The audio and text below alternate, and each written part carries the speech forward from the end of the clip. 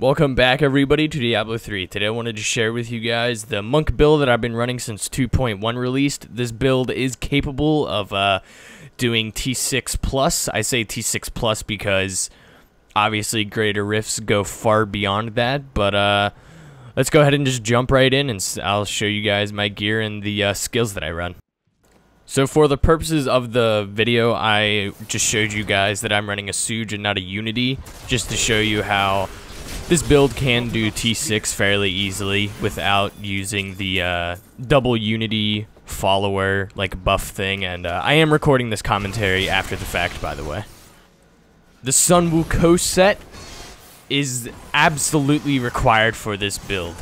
It is probably the only pieces of gear that you absolutely have to have. There are some differences that you can make if you don't have the right gear, but for the most part, the Sun Wukong set is the only thing that really makes this build. Luckily, these next 4 pieces of gear you can actually just craft for this build. I use the Ashira's boots and pants and the Oghild's chest and bracers.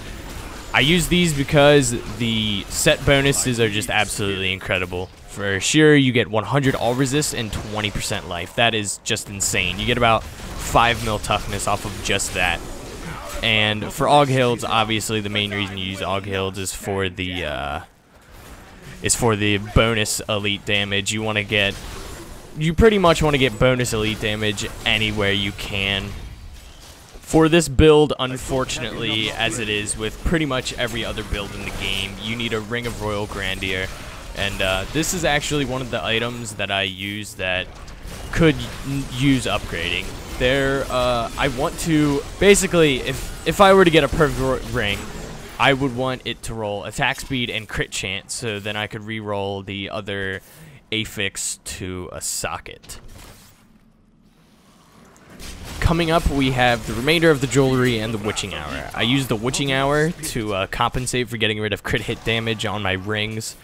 And Stone of Jordan is obviously just one of the best rings in the game. You get your elemental damage and your bonus elite damage all in one nice little ring. It's definitely not necessary because I was using Unity for quite a while before I got my Suge.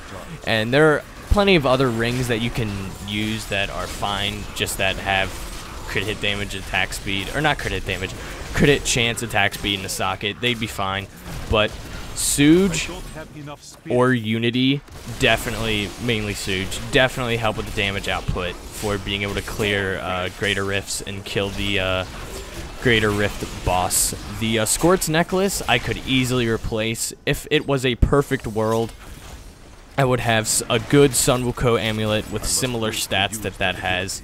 The Sun Wukong shoulders and gloves, and I would use the Eye of Peshkov. I will talk about why I would want that whenever we get to the skills. Lastly, we have my weapon, Flying Dragon. This is, I believe, this is best in slot for this build. The legendary proc chance when attacking to double your attack speed is insane. You essentially double your damage, or triple, because I think it can proc more than once and it stacks on itself. So whenever you do that, you just spam the shit out of your abilities and you just do absolutely so much damage. You definitely don't need it. There are other Daibos that you can use that are just not just as good. Flying Dragon is like insane, but you can use any other Daibo with this, really. There aren't really any specific ones that I can think of that you would need, but just any Daibo, because it gives you that 20% damage bonus with the Sun Wukong set. And finally, we have my skills. I'm going to leave this one up there for a little bit longer. I'm not going to go into great, insane detail with each of these skills because it's fairly self-explanatory. But so the core of this build is spending spirit as quickly as possible and most efficiently as possible. And in order to do that, you don't use an actual spirit spender like LTK or Wave of Light. You just use a resource generator and your Mantra and Sweeping Wind, because when you use those, it doesn't cancel you generating resource. So you're constantly generating and spending at the exact same time, which means that the proc for Sun Wukong set goes off as much as possible. Breath of Heaven with the rune infused with light is why I want to use Eye of Peshkov, because it gets the insane CDR from it, and with that rune it doubles your resource generation, making it insane whenever you have that up. So if I could have Eye of Peshkov up at all times with that spirit stone, the damage would be, it would go through the roof. It would be insane. Dashing Strike for movement speed, very obvious. Pretty much any monk needs it. But whenever you're doing the trials, the Greater Rift trials, you want to switch that out for Cyclone Strike, because you obviously don't need Dashing Strike when you're in that little area just fighting mobs. Cyclone Strike, for obvious reasons, pull them in, blow them up with using your mantra and stuff. I use the Soothing Mist rune for Epiphany because it gives you a pretty decent amount of healing, since all you're doing is constantly spending spirit. The healing is just insane. Harmony, for obvious reasons. Get the toughness up. Alacrity, just because you're not using anything other than your resource generators. Beacon of Etar for the CDR to get Epiphany and Breath of Heaven up.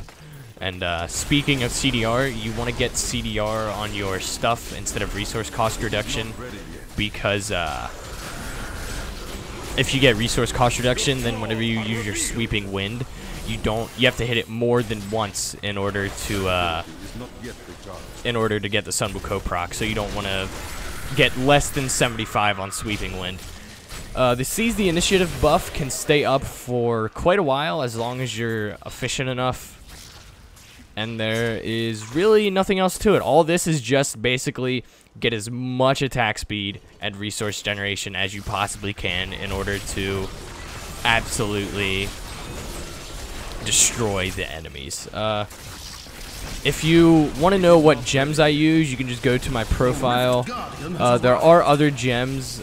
If you want to know what gems I think you should use and all that, you can just ask me, because I don't have a third gem. I don't have like a third socket on my ring. I need a new royal ring, like I mentioned earlier.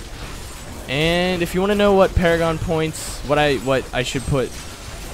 should put the Paragon points into, I will put in the description where I put my Paragon points and what I prioritize them with. But yeah, for now, that's the end of this video. Click the like and favorite button and subscribe if you want to. It's always very appreciated. If you have any questions, like I said, feel free to ask. But for now, it's the end of this video. I will see you guys next time.